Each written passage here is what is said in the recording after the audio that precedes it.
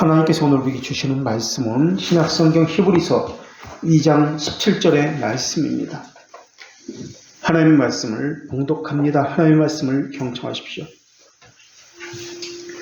그러므로 그가 범사에 형제들과 같이 계심이 마땅하도다. 이는 하나님의 일에 자비하고 신실한 대제사장이 되어 백성의 죄를 속량하려 하심이라. 아멘. 오늘과 다음 주에 계속해서 대제사장에 대해서 살피고자 합니다. 그리고 오늘은 대제사장의 사역이 어디서 행하고 있는지를 살펴야 대제사장이 무엇을 하는 직분인지 알 수 있기 때문에 특별히 성막과 관련해서 말씀을 드리겠습니다. 히브리서의 전체 요점은 그리스도께서 천상에서 하신 대제사장적 사역입니다. 그렇기 때문에 우리는 하늘에서 예수님이 어떤 모습으로서 어떤 일을 하시는지 구체적으로 알 수가 없습니다. 그래서 이 땅에 세워진 성소 또는 성막, 성전에서 대제사장이 어떤 일을 함으로써 하는지를 살펴봄으로써 하늘에서 예수님이 대제사장으로서 어떤 일을 하고 계시는지 미루어 짐작해 볼 수 있습니다. 대제사장은 성전 그리고 그전에는 성막 또는 회막이라고 불리는 곳에서 사역을 했습니다. 이것은 에덴 동산과 밀접한 관계를 가지고 있으며 동시에 하늘에 있는 하나님의 나라 그 성전과도 연결되어 있습니다. 그리고 이것은 모두가 하나님의 임재와 관련이 있습니다.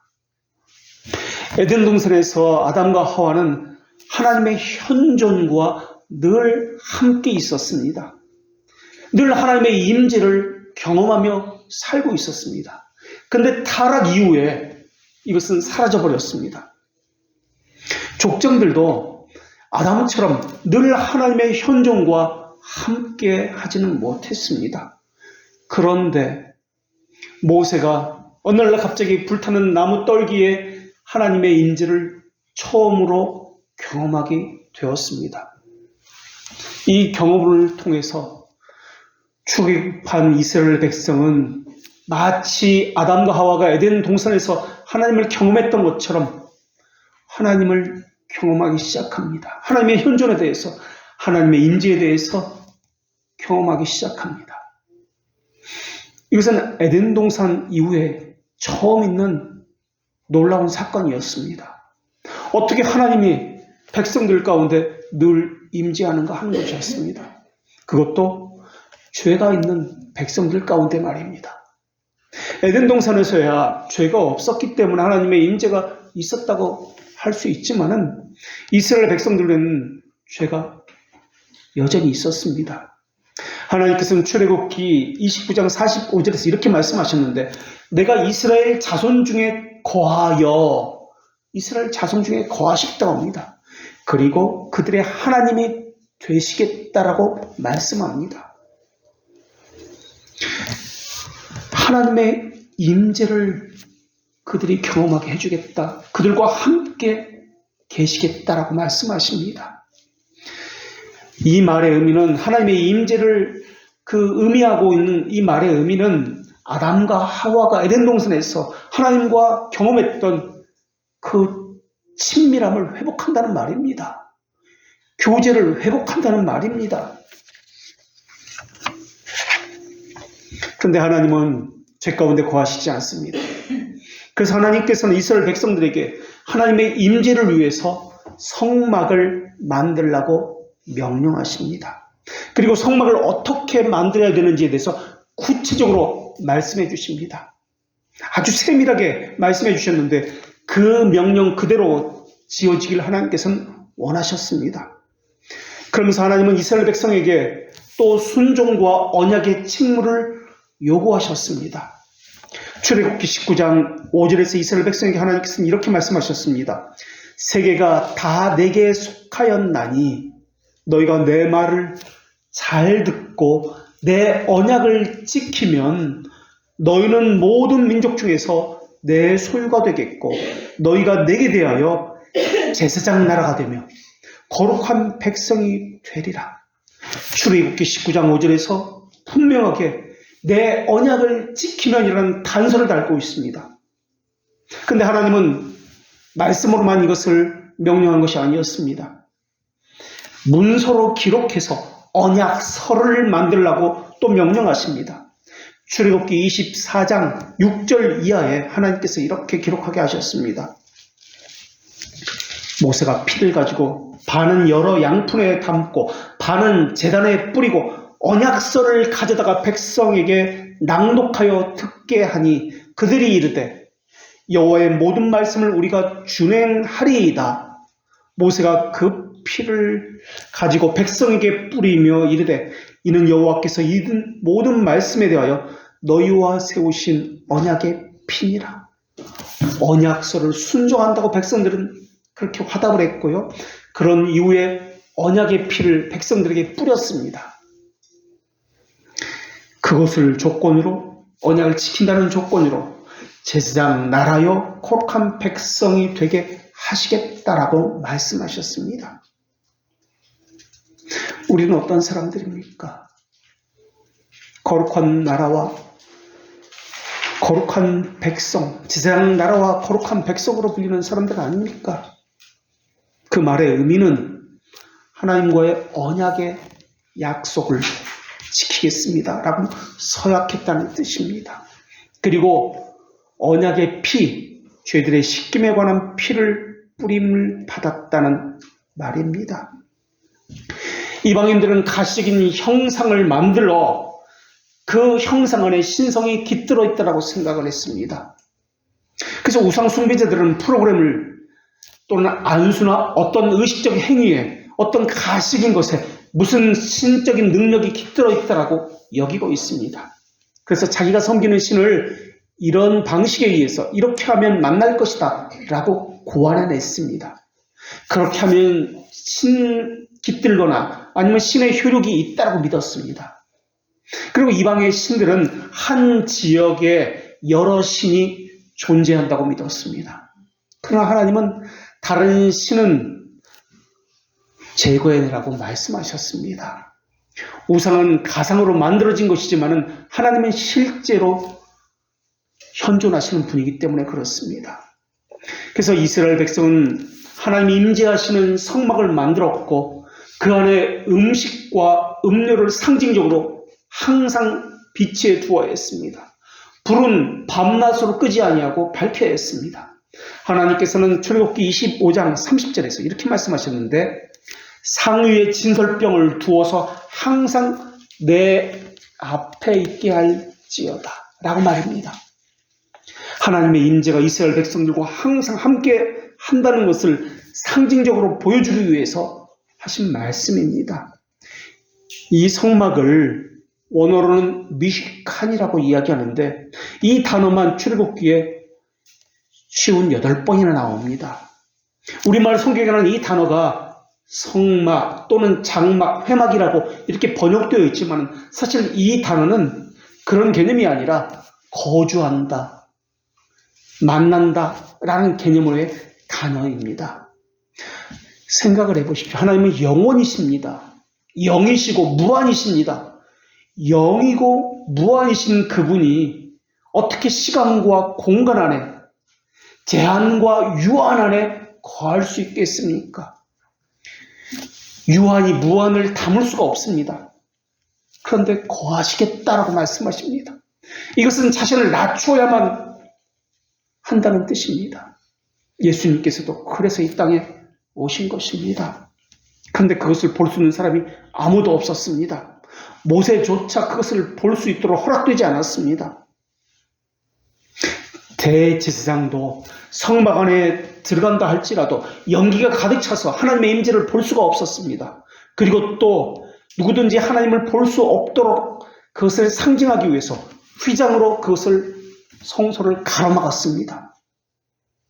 그런데 하나님은 하나님의 임재를 나타내 주시기 위해서 낮에도 밤에도 그 누구도 체험하여 알 수 있도록 그 상징적인 하나님의 임재의 상징인 구름과 불기둥을 두셨습니다. 그래서 밤에는 구름과 불이 함께 빛을 내고 있었습니다.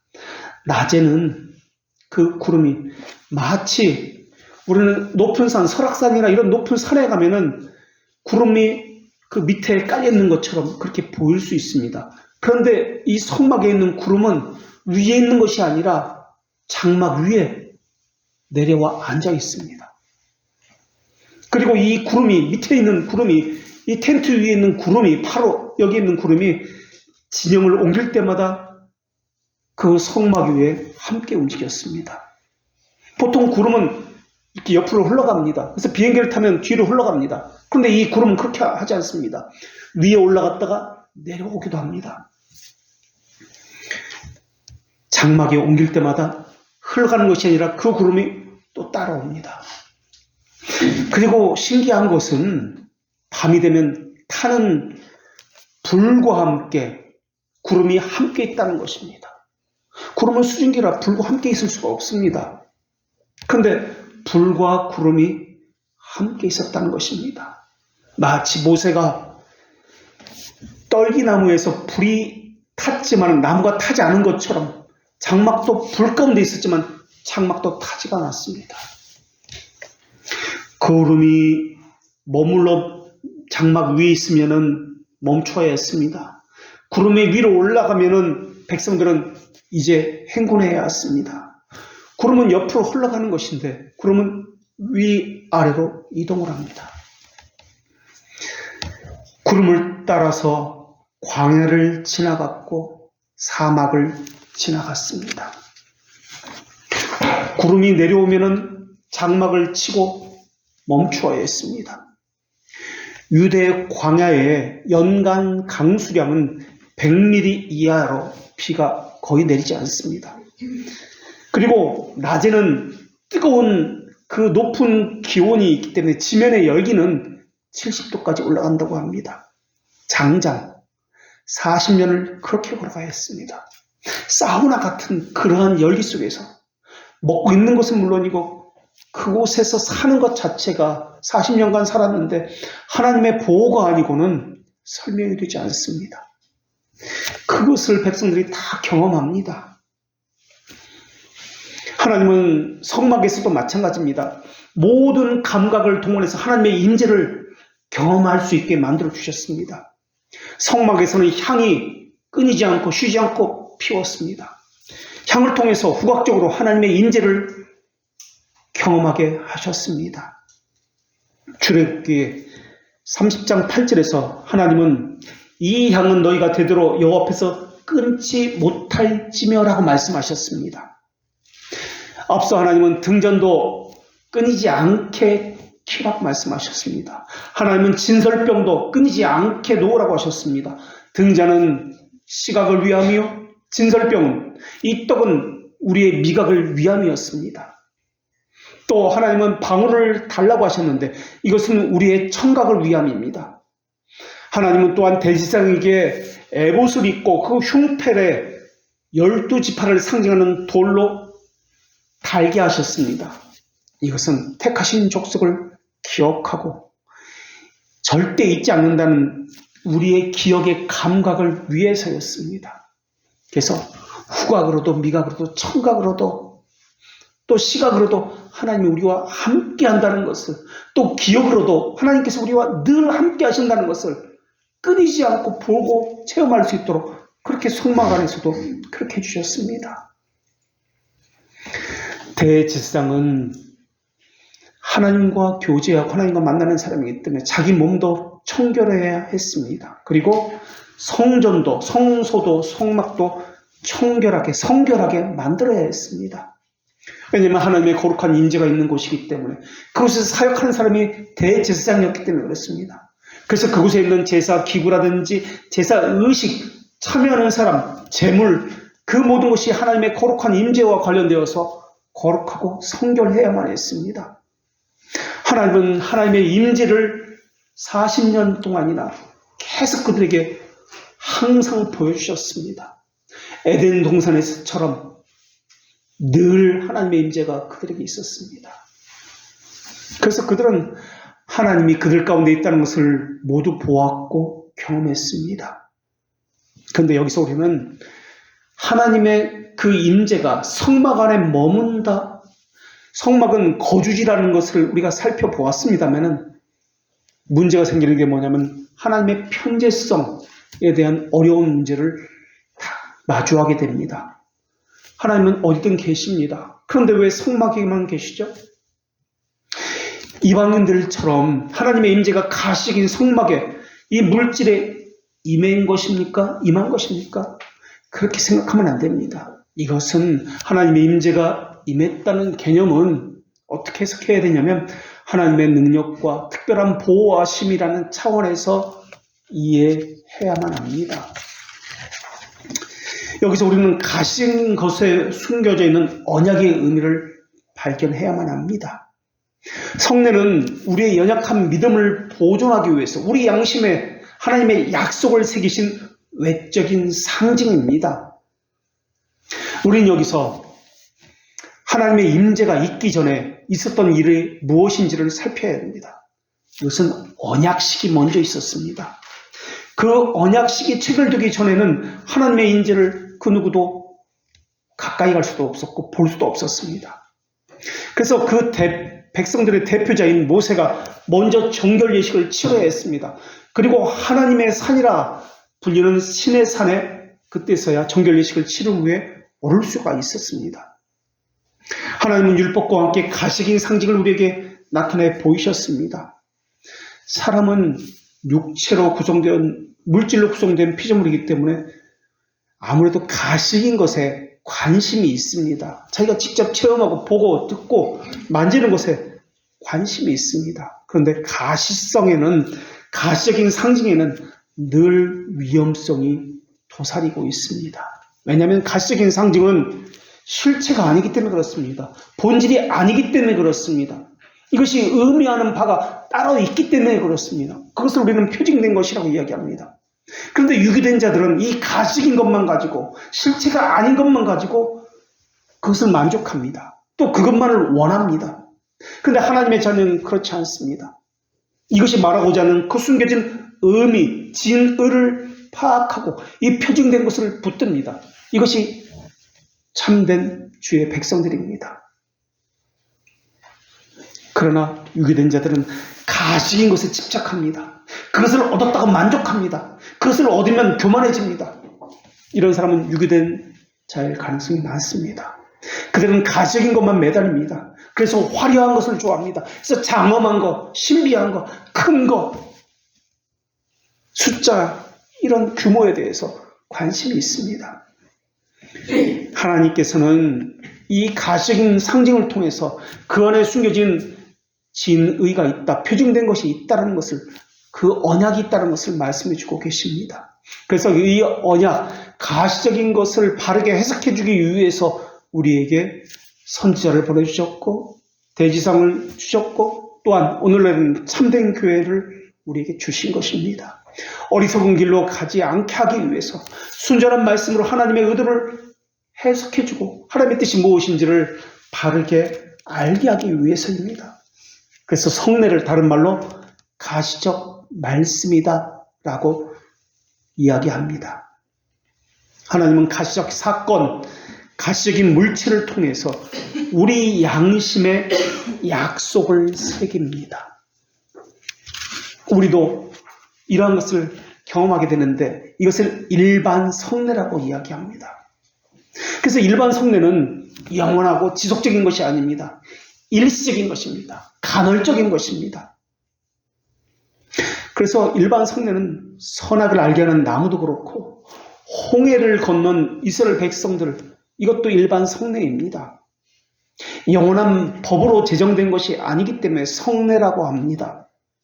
하나님은 모세에게도 이런 율법을 통해서 가시적인 성례를 제시하셨던 것입니다.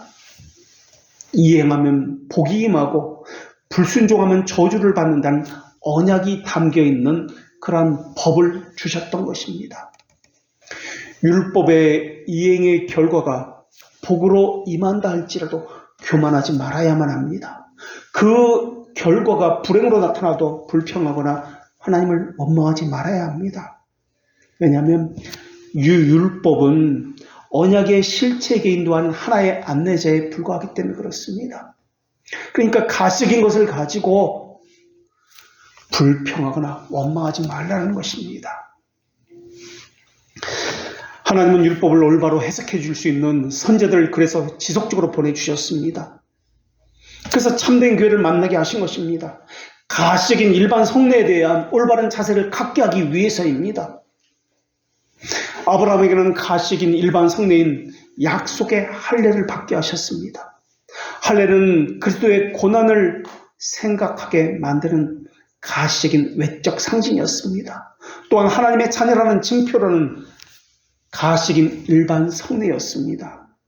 물을 뿌리는 세례는 그리스도의 피를 뿌리는 것 같은 죄의 씻음을 상징하는 성례입니다. 칭의는 하나님과의 화해와 교제를 의미하는 또한 하나님께서 정하신 또한 성례입니다. 성막은 하나님의 임재를 상징하는 성례입니다. 동시에 하나님이 거하시는 하늘 성소를 또한 상징하는 가시적 일반 성례와 같은 것입니다. 그래서 그것은 영원한 것이 아니고 일시적입니다. 그래서 그곳에서 하는 의식들도 일시적입니다. 그것을 증명하는 것이 언약궤입니다.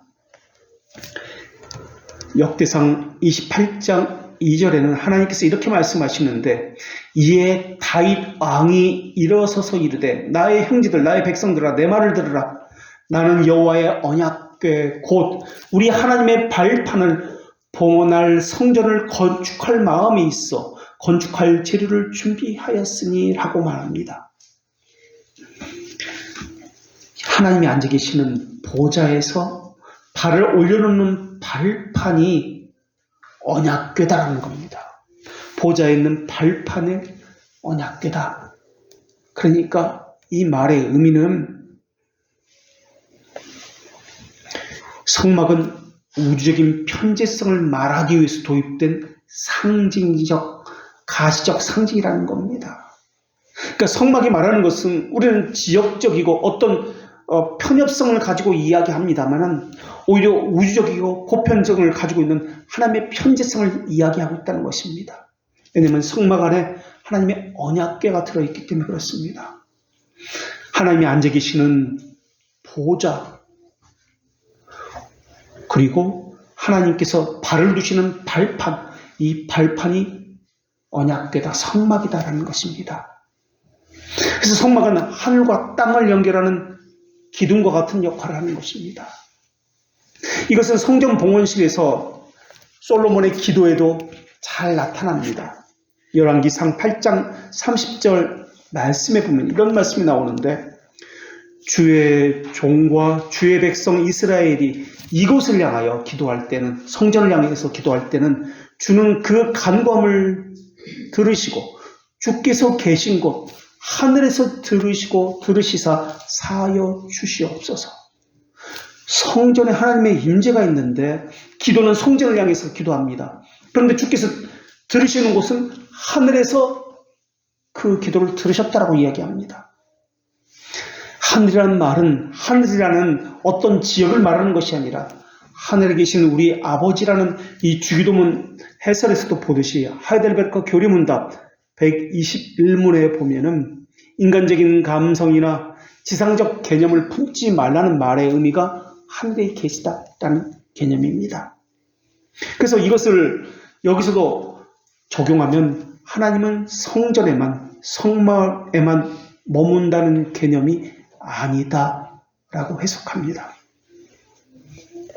시편 11편 4절에서도 비슷한 말씀이 나옵니다.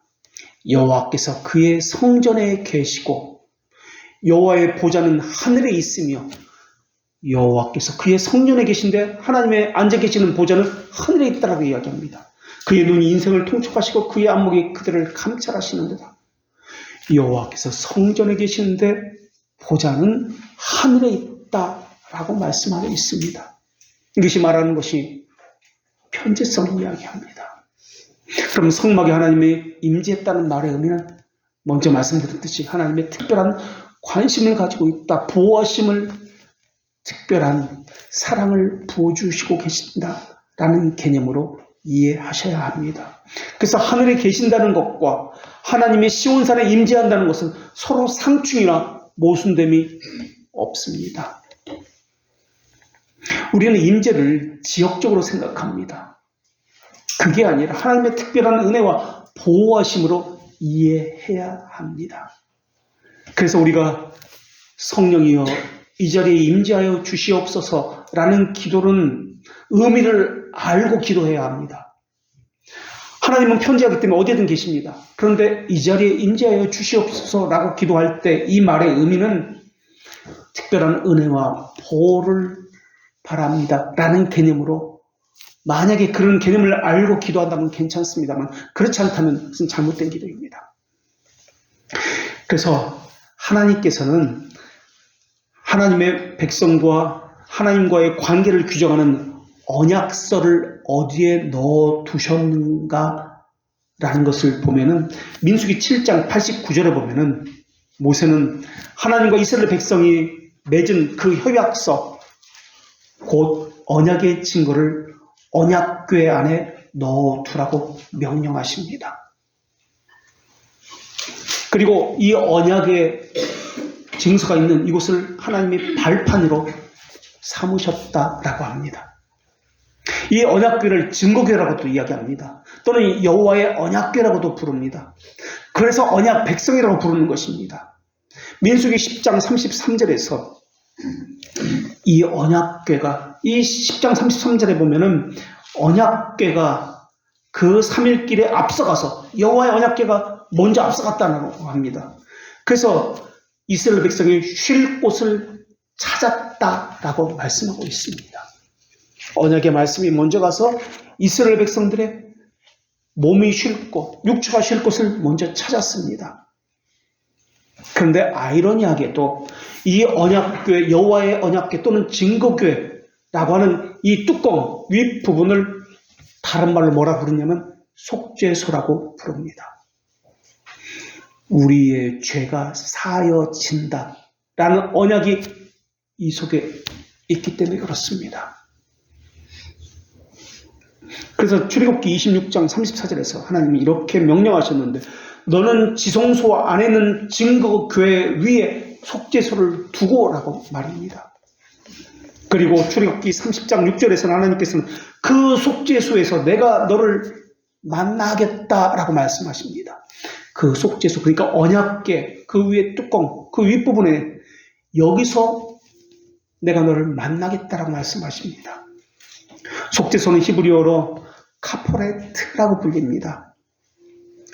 레위기 16장 14절 이하 말씀을 보면은 이스라엘의 자손의 모든 부정이든지 무슨 죄를 범하든지 수송아지와 염소의 피를 속죄소에 뿌리면은 이들의 모든 죄를 속하여 준다라는 말씀이 나옵니다. 그러니까 그들의 죄가 무슨 죄든지 하나님의 보좌의 발판에서 속죄된다라는 것입니다. 언약의 말씀에서 속죄된다라는 것입니다. 속죄라는 말은 죄가 없어진다는 말이 아니라 덮다, 감추다는 의미입니다.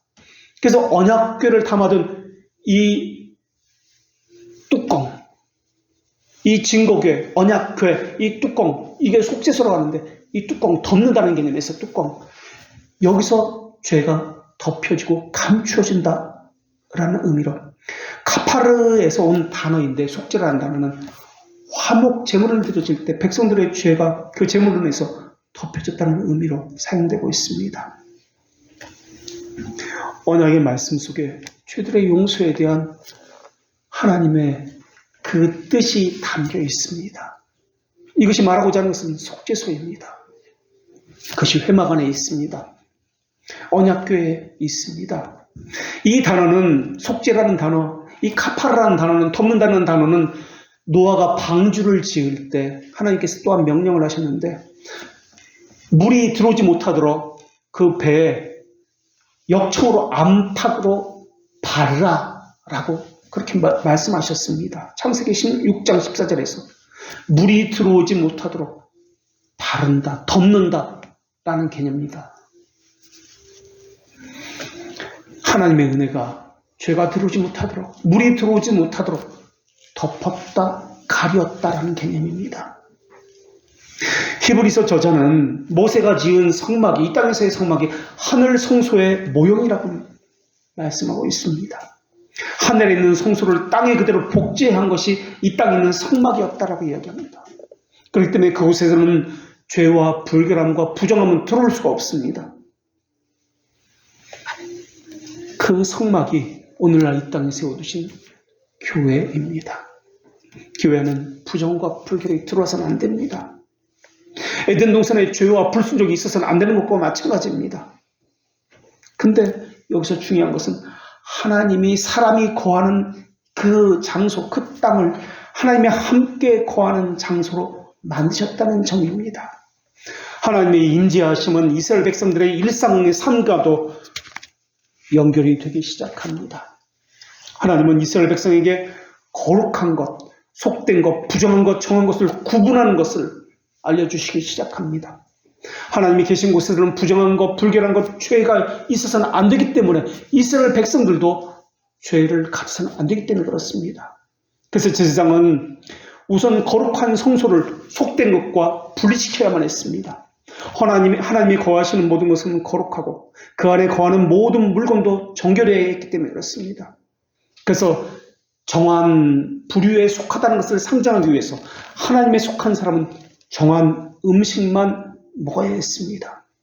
그리고 이스라엘 백성은 그러한 이스라엘 백성들에게, 하나님에 속한 백성들에게 거룩한 백성이다 라는 특별한 지위를 부여야 하셨고, 그들은 그것을 기억하면서 나는 거룩한 백성이다 라는 것을 기억하며 정한 음식만을 먹어야 했습니다. 이것이 하나님과의 언약이었습니다. 이것은 오늘 우리도 마찬가지입니다. 거룩한 백성이고 거룩한 나라요, 정한 백성이라는 증거를 가지고 있어야 합니다. 이것은 말로 되는 것이 아니라 하나님의 말씀의 임재와 함께 동행하는 삶을 있어야 합니다. 하나님께서는 주의 백성들에게 이것을 명했기 때문에 그렇습니다. 그래서 율법에서 거룩과 불결, 정함과 부정함의 주제가 얼마나 중요한지 모릅니다. 그래서 거룩이라는 단어는 레위기에만 152번이 나옵니다. 정함이라는 단어는 74번이 나오고 부정함이라는 단어는 132번이나 나옵니다. 하나님의 백성은, 이스라엘은 그들의 삶 자체가 거룩함과 정함으로 가득 차 있어야 합니다. 먹는 것, 마시는 것, 접촉하는 것, 보고 듣고 만지는 모든 것들, 일상에서 부정한 것과 멀리해야 했습니다. 그래야 하나님의 임재에 경험할 수 있고 함께할 수 있으며 하나님과 교제할 수 있었기 때문에 그렇습니다. 그리고 만약에 부정한 자가 있다면, 하나님의 율법에 불순종하는 자가 있다면 진 밖으로, 교회 밖으로 내쳐져야 했습니다. 이것이 오늘날 권징입니다. 그래서 7일간 장막 밖으로, 진영 밖으로 쫓김을 받아서 그래서 7일간 있다가 다시 7일 후에 그 진영 안으로 들어올 수 있었습니다. 이러한 거룩과 불교를 책임지는 책임을 제사장에게 주었습니다. 그래서 제사장은 거룩함에 대해서, 정함과 부정함에 대해서 분명한 기준점을 가지고 있어야 했습니다. 이것은 하나님의 말씀에 의거해서입니다. 그래서 그것을 가지고 백성들에게 가르쳤습니다. 그리고 부정과 잘못이 발견될 때는 그것에 합당한 규례를 따라서 징계를 해야만 했습니다.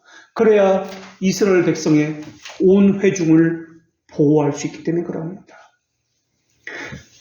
그래서 제사장은 그 누구보다 거룩과 정함에 대해서 자기 자신을 거룩하게 구별해야 했고, 또한 이스라엘 백성들을 거룩하게 보호해야 했습니다.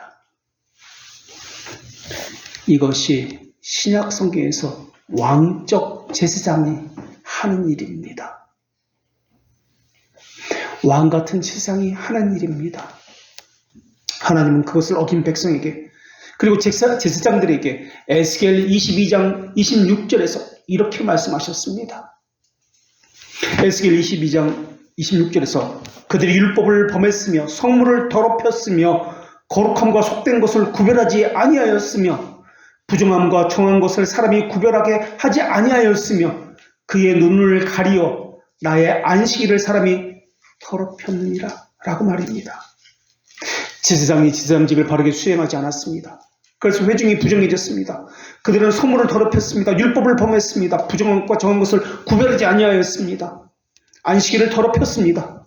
그래서 하나님께서는 그들과 함께하지 아니하였습니다. 하나님은 더럽고 부정한 것, 죄가 있는 곳에 거하지 않기 때문에 그렇습니다. 이것은 사람의 측면에서 지금 설명하고 있는 것입니다. 그래서 칼빈은 거룩이 하나님과 교제하는 끈이다 라고 했던 것입니다. 부정한 자, 불순종한 자에게는 하나님께서 하나님의 영이 함께하지 않습니다. 그래서 그러한 이들에게는 이 땅에서의 일시적인 형벌이 주어집니다. 그리고 하늘에서의 영원한 형벌이 주어집니다. 이 땅에서의 형벌은 마음의 굳어짐입니다. 그래서 하나님의 행하심을 경험할 수 없습니다. 하나님을 인지하지 못합니다. 인식할 수 없습니다. 마음은 인식하지 못하고 인지하지 못하니까 하나님을 그래서 두려워하지 않게 됩니다. 하나님 앞에서 행하지도 않습니다. 미혹의 역사를 받습니다. 그래서 세상 물이 들어서 고집을 부리고 강팍한 마음을 가지고 절대 자기 의지를 꺾지 않습니다. 끝까지 불순종을 유지합니다. 이것이 이미 심판을 일시적으로 받았다는 증거들입니다. 내적 증거들입니다. 순종하면 되는데 순종하지 않습니다. 하고 싶지 않은데 어떻게 순종할 수 있겠습니까?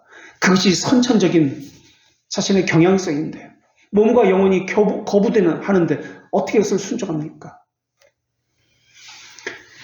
그래서 그리스도를 영접했다는 말의 의미는 단순한 말이 아닙니다.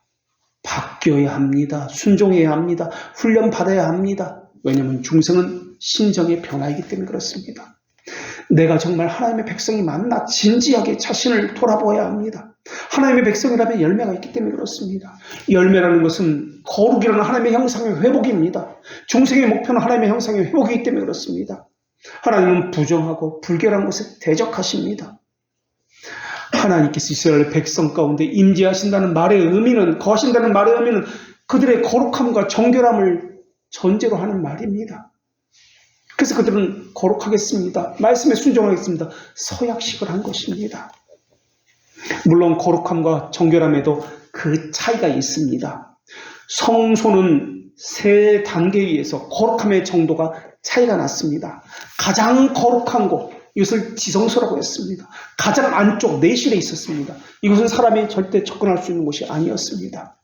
이 방에 하나님의 보좌의 발판인 언약궤가 있습니다.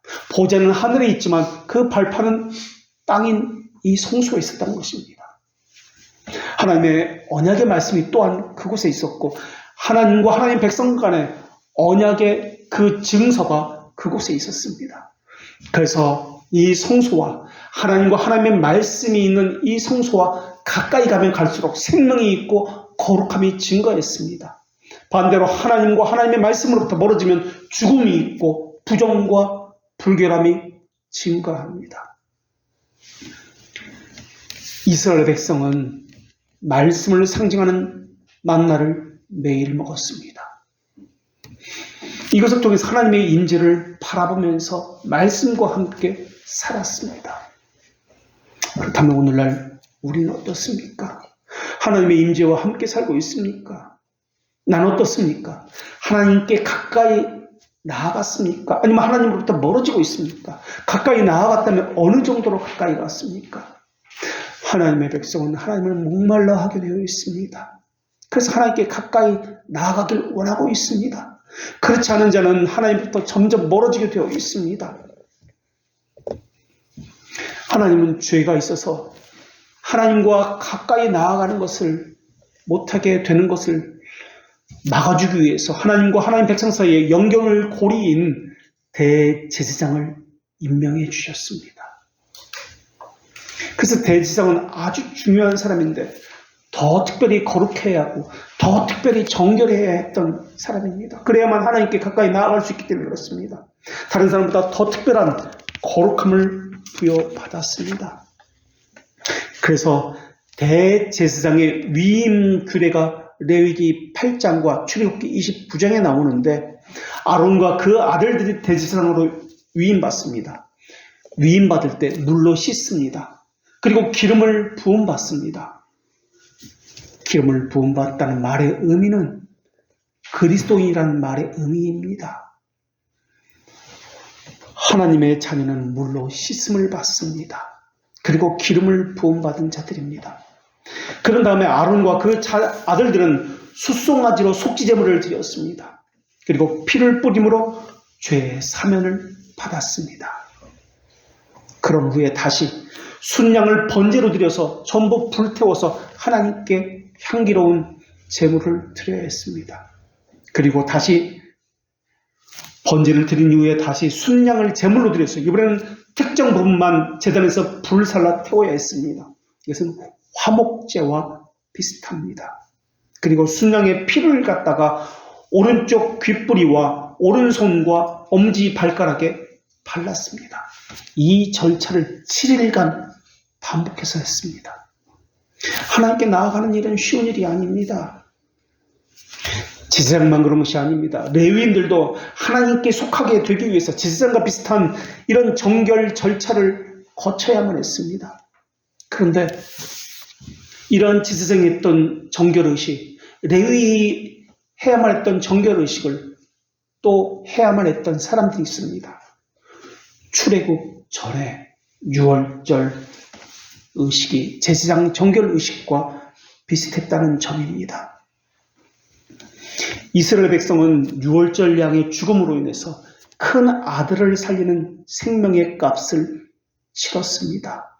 그리고 그 양의 피를 문설주에 피를 바름으로써 이 문을 통과하는 자는 정결예식을 치른 것으로 하나님께서 간주해 주셨습니다. 그리고 만나를 먹듯이 제물의 고기, 무교병을 먹었습니다. 이것을 통해서 거룩함을 인정받았습니다. 이스라엘 백성에 있어서 6월절 이 의식은 거룩한 땅으로 가게 될 첫 번째 정결 의식이었습니다. 그리고 출애굽 후에 시내산에서도 다시 거룩한 의식을 치르게 되는데 거기서는 산에 오르거나 산에 만지는 자는 모두 죽게 된다는 말씀을 들었습니다. 출애굽기 19장 12절에 하나님은 이렇게 말씀하십니다.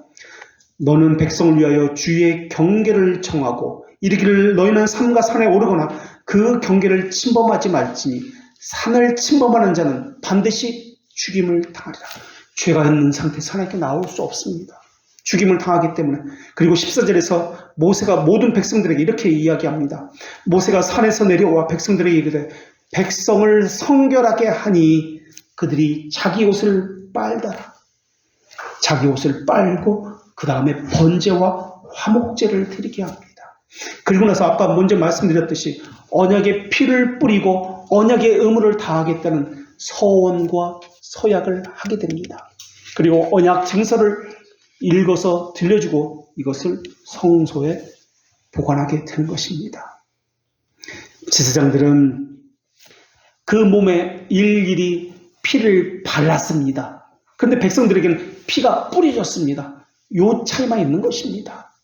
피는 생명을 상징합니다. 부정한 것을 깨끗하게 하고 거룩하게 하는 효과가 있습니다. 하나님의 진리에 동의했다고요? 그리스도에 대한 사랑을 고백했다고요? 아니요. 그것도 되는 것이 아닙니다. 하나님의 말씀에 순종해야 합니다. 하나님의 말씀, 서원, 서약을 지켜야만 합니다. 죄는 절대적인 속성을 가지고 있습니다. 그래서 죄의 사소한 것이라도 하나님의 권위에 대적합니다. 우리가 볼 때는 아담의 죄는 별것 아닌 것처럼 그렇게 생각됩니다. 그런데 죄는 하나님의 말씀보다도 사탄의 거짓말을 선호한 죄입니다. 하나님의 계시의 말씀보다도 자기 생각을 더 신뢰한 죄입니다. 진실보다는 자기를 고집한 죄입니다. 하나님의 뜻보다는 자기 육체를 더 신뢰하는 죄입니다. 해야 할 영적 의무보다 자기 육신의 게으름을 더 우선시한 죄입니다. 우리는 죄를 생각할 때 인간관계에서 발생하는 결과라고 죄를 생각합니다. 그러나 그렇지 않습니다. 우리는 세상의 가치관, 판단 기준을 가지고 늘 교회 안으로 들어와서 잣대를 대고 그것으로 하나님의 말씀을 평가합니다. 예를 들어서 이혼이라는 것, 결혼이라는 것도 마찬가지입니다. 세상 방식을 가지고 교회 안으로 들어와서 그것이 하나님의 말씀처럼 그렇게 되어버렸습니다. 결혼을 이야기할 때 사랑을 전제로 이야기합니다. 도대체 어디에서 나온 말입니까? 결혼의 목적은 웨스트민스터 신앙고백서 24장에 보면 하나님의 나라를 위해서 서로가 돕는 것이 가장 중요한 목적이다라고 명시하고 있습니다. 에덴 동산에서 결혼의 이유를 먼저 하나님께서 밝혀주셨습니다. 돕는 배필입니다. 그리고 두 번째는 거룩한 씨를 낳아서 교회의 증가와 성장하게 하는데 결혼의 목적이 있습니다. 근데 믿는 사람들이 결혼을 사랑을 전제되어야 된다고 이야기합니다. 도대체 그것은 어디서 나온 것입니까? 결혼은 그렇기 때문에 나이, 국적, 직업, 인종 아무 관계가 없습니다. 하나님의 나라를 위해서 이 목적이 같아야 합니다. 그런데 사람들은 이 세속적인 결혼관을 교회 안으로 가지고 들어와서 교회를 세속화시켜버렸습니다. 그런 이들이 결혼이 교회와 관계된다는 것을 어떻게 알겠습니까? 그런 이들이 어떻게 교회의 증가와 관심을 갖겠습니까? 하나님의 뜻에 관심이 어떻게 있겠습니까? 그래서 일반적으로 교회는 자매들이 더 많으니까 자매들에게 물어보면 항상 제가 청년부 사역을 할 때도 마찬가지인데 항상 하는 얘기가 형제들이 믿는 형제들이 너무 없습니다. 라고 상담을 해옵니다. 그 말의 의미는 믿지 않는 형제들과 결혼하겠습니다. 그럴 가능성을 이야기해 주십시오라고 하는 것입니다. 자기 말로는 앞으로 믿게 만들겠습니다라고 이야기합니다. 그런 신앙관을 가지고 있으니까 결혼관이 그런 것입니다. 하나님이 어떤 하나님인지 믿지 못하기 때문에 세속적인 방식을 가지고 교회 안으로 들어와서 교회를 망치고 있습니다. 신앙생활하는 것이 힘듭니다. 먹고 살기 바쁩니다. 해야 할 것이 많습니다. 가족 때문에 이런 세속적이고 이런 견해를 가지고 교회 안으로 들어와서 그렇게 하나님의 말씀을 평가합니다. 그렇게 자기의 멋대로 하나님의 말씀을 왜곡합니다. 하나님의 말씀은 절대적입니다. 상황에 따라 내게 따라서 바뀌어지는 것 아닙니다. 하나님은 아담에게 아담 네가 그럴 수밖에 없었구나. 뱀이 너를 속여서 그렇구나. 너의 문제가 아니라 하와가 문제구나. 그렇게 말씀하지 않으셨습니다. 이스라엘 백성은 하나님의 말씀을 지키면서 동시에 전쟁도 함께 했습니다. 하나님의 말씀을 지키면서 삶에서의 우리의 삶도 함께 살아야 합니다. 삶과 하나님의 말씀 지키는 것을 분리시켜서는 안 됩니다. 죄가 하나님을 대적하는 이유는 영원한 표준과 절대적인 변하지 않는 진리를 대적하기 때문에 그렇습니다.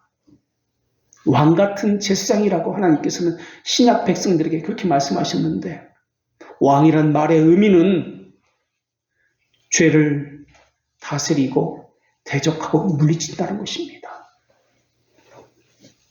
하나님께서는 죄를 대적하라 라고 말씀하셨습니다. 사탄을 대적하라. 마귀가 너희를 피할 것이다. 야고보서의 말씀입니다.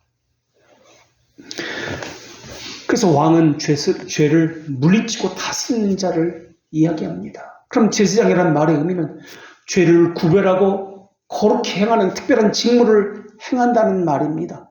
그래서 신자를 향해서 왕 같은 제사장이라고 말하는 것입니다. 신자는 다시 말하면 죄를 다스리고 물리칩니다. 그리고 죄를 구별해서 거룩히 행합니다. 라는 자가 신자입니다. 물론 하나님은 본질적으로 거룩하시지만 사람은 태어날 때부터 선천적으로 부정하고 부패합니다. 그래서 하나님께서는 은혜 가운데 정결하게 되는 의식을 우리에게 알려주신 것입니다. 그럼 어떻게 해야 우리가 거룩해질 수 있단 말입니까?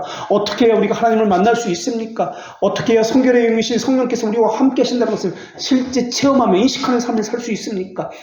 하나님께서는 히브리서 9장 20절 이하에서 이렇게 말씀하셨습니다. 이르되 이는 하나님이 너희에게 명하신 언약의 피라 하고 또한 이와 같이 피를 장막과 섬기는 일에 쓰는 모든 그릇에 뿌렸느니라. 22절 말씀, 율법에 따라 거의 모든 물건이 피로써 정결하게 되나니 피 흘림이 없은즉 사함이 없느니라. 그러므로 하늘에 있는 것들의 모형은 이런 것들로서 정결하게 할 필요가 있었으나 하늘에 있는 것들은 이런 것들보다 더 좋은 제물로 할지니라. 이 땅에 있는 것들은 하늘에 있는 것들의 모형입니다. 그래서 반복적으로 매번 정결하게 해야만 했습니다. 근데 하늘에 있는 것은 더 좋은 제물, 바로 예수 그리스도로 더 이상 정결하게 할 필요가 없다라고 말씀하고 있습니다. 그러면서 24절에 계속해서 뭐라고 말씀하시냐면 그리스도께서는 참 것의 그림자인 손으로 만든 성소에 들어가지 아니하시고 바로 그 하늘에 들어가서 이제 우리를 위해서 하나님 앞에 나타나시고 라고 말씀하고 있습니다. 여기서 주목해야 하는 것은 우리를 위하여라는 이 단어입니다. 하늘에 들어가셨다는 의미는 하나님의 임재와 늘 함께 하신다라는 말씀입니다. 우리를 위하여 하나님께서 예수 그리스도께서 함께 하십니다. 이스라엘의 진정한 대지상이 거룩한 성소, 진정한 거룩한 성소에 들어가서 하나님과 함께하고 계십니다. 우리를 위하여 말입니다. 하나님의 택자를 위해서 거기서 무엇을 하십니까? 중보자와 대원자로서 서 계신 것입니다. 하늘 성소는 성전과 성막의 원형입니다. 성막이라고 불리기도 하고 회막이라고도 불리기도 하고 이 단어는 먼저 말씀드렸듯이 만남의 장소, 하나님이 거주하는 장소라는 개념입니다. 하나님과 백성을 대표한 대제사장이 그곳에서 하나님을 만납니다. 그래서 대제사장이 주의 백성을 알리시는 일을 합니다. 대제사장은 하나님께 나아갈 때 특별한 옷을 입어야만 했습니다. 출애굽기 28장에 보면은 가슴과 어깨에 그 백성의 12지파의 이름이 적혀있는 흉패를 차고 들어갔습니다. 출애굽기 28장 28절에 이스라엘의 12지파의 이름이 절대 떨어지지 않도록 에봇띠에 꼭 붙여가지고 있으라고 합니다. 흉패 고리와 에봇 고리에 꿰어 흉패로 공교히 짠 에봇띠 위에 붙여서 떠나지 않게 하라라고 말씀합니다. 이 말의 의미는 주의 자녀를 절대 잊지 않는 것, 이것이 대제사장의 의무이기 때문에 그렇습니다. 그래서 예수 그리스도는 그의 백성을 절대 잊지 않습니다. 항상 그의 품속에 있습니다. 그의 이름을 부르면서 대언하시고 중보하십니다. 나의 자녀인 아무개에게 지금 이런 문제가 있습니다. 신앙에서 떨어지지 않게 붙들어 주셔서 중보하고 변증하고 대언하고 계십니다. 무슨 문제가 있든지 결혼의 문제이든 직장의 문제이든 자녀의 문제이든 물질의 문제이든 관계나 질병의 문제이든 그 모든 것을 대언자이신 예수 그리스도께서 우리를 위해서 중보하고 계십니다. 거기에 대해서 대제사장의 옷에는 이런 흉패만 있는 것이 아닙니다. 흉패 안에 우림과 둠밈을 넣어가지고 항상 지니고 있어야 했습니다. 우림과 둠밈은 옳고 그름, 의와 불의를 판결하는 도구입니다. 예수 그리스도는 하나님의 결정을 받아서 옳고 그름에 대해서 백성들에게 전해주십니다. 그래서 말씀으로 오신 예수 그리스도는 말씀 선포를 통해서 우림과 둠밈으로 판결하듯이 우리의 죄를, 하나님을 거스르는 우리의 죄를 드러내시고 우리의 양심을 찔러서 책망하시고 죄를 회개하게 만드십니다. 그래서 말씀을 들을 때 우리는 찔리는 것입니다. 양심이 가책을 받는 것입니다. 찔리고 가책을 받는 것은 그것은 당연한 것입니다. 그러나 거기서 그쳐서는 안 됩니다. 하나님께서는 생명에 이르는 회개를 주셨기 때문에 주의 백성은 참된 회개를 합니다. 실제 죄주기와 왕으로서 죄주기와 영살리기를 합니다. 제사장으로서 말입니다. 중생된 자로 하나님의 형상을 따라 살게 되어 있습니다. 그래서 영의 기능이 살아있어서 지식은 하나님을 바르게 하는 지식을 갖게 됩니다. 그러니까 가진 것이 말고 그 진의 언약을 분명히 인식하게 됩니다. 그리고 정성을 하나님을 사랑해야 되고 경외하고 마음으로 하나님을 향한 그 경외심이 사랑이 충만하게 됩니다. 그리고 의지는 하나님의 말씀에 순종하기를 기뻐하게 됩니다. 하나님은 모세의 이름을 아신 것 같이 우리의 이름도 알고 계십니다. 아신다는 것은 알기만 한다는 뜻이 아니라 그 심중에 그 사람이 처한 환경, 그가 가진 문제와 고민, 그 사람의 관계, 그 신앙에 관한 모든 것을 아신다는 말이고, 안다는 말은 해결할 능력을 가지고 계신다는 말이며 주의 자녀에게는 아버지 되심을 보인다는 말이기도 합니다. 이 단어가 구약에서는 만군의 여호와 하나님이라는 단어로 표현되었습니다. 그래서 하나님은 만군의 여호와임을 이스라엘 백성에게 보이셨습니다. 먹이시고 입히시고 불과 구름으로 추위와 더위를 피하게 하고 하셨습니다.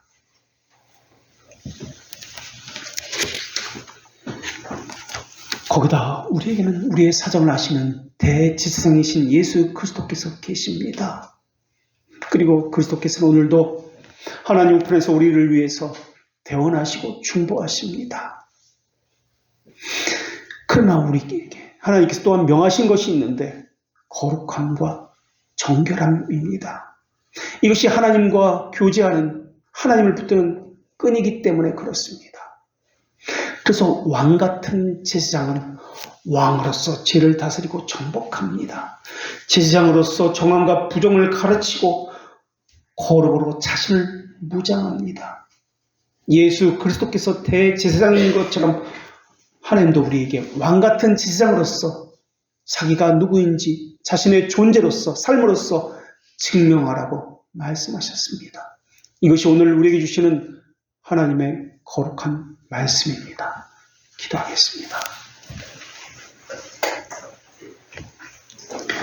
삼위가 일체이시고 일체가 삼위이신 삼위동질의 하나님, 저희들은 하나님의 말씀을 들어도 약간의 찔림은 있지만은 돌아서면 하나님의 자비하심의 은혜를 대적하고 비웃는 삶을 살고 있습니다. 어쩌면 지금 주의 명령을 벌써 망각했고 주의 오래 참으심을 멸시하고 있는지도 모르겠습니다. 저주받는 영혼일지라도 하나님의 자비의 약속을 바르게 깨닫는다면 다시 회개할 것이고 주의 은혜에 무릎을 꿇고 감사하게 될 것이오니 주의 자비의 손길이 저희를 지속적으로 향하여 있다는 것을 잊지 않게 하여 주시옵소서. 주의 말씀이 저희 심정에 떠나지 않게 하여 주시옵소서. 그래서 택함을 받은 자마다 정말 순종하기를 원합니다. 고백하는 자에게 주께서 정말로 순종할지어다 말씀하여 주시옵고, 기도하기를 진심으로 원합니다 라고 고백하는 자마다 너는 정말 뜨겁게 기도할지어다 라고 말씀하여 주시옵소서. 너의 그 고백이 어떤 의미가 있는지 격렬하게 노력하며 열심히 뛰어다닐 것이다 명령하여 주시옵소서. 그러면 그 일들이 저희에게서 이루어질 것입니다. 주의 명하신 말씀들이 저희에게 성실하게 이행될 것입니다. 자신의 의미를 수행하고 기쁨과 평안을 얻기 위해서 명렬하게 덤벼들 것입니다. 그런 저희가 되게 하여 주시옵소서. 더 이상 그리스도의 죽으심을 멸시하거나 비참하게 만들지 않게 하여 주시옵소서. 더 이상 자비를 쏟아내시는 그리스도의 심장을 찢지 않게 하여 주시옵고, 대제사장이신 그리스도의 그 중보를 하찮게 여기는 일들은 그만두게 하여 주시옵소서. 가슴을 열어 제치고 저희를 받아주신 아버지에게 더 이상 상처를 입히지 않게 하여 주시옵소서. 저희를 친구 삼기 원하는 그리스도에게 가룟 유다처럼 위선적으로 행하지 않게 하여 주시옵소서. 우리의 대원자이신 예수 그리스도 이름으로 기도합니다. 아멘.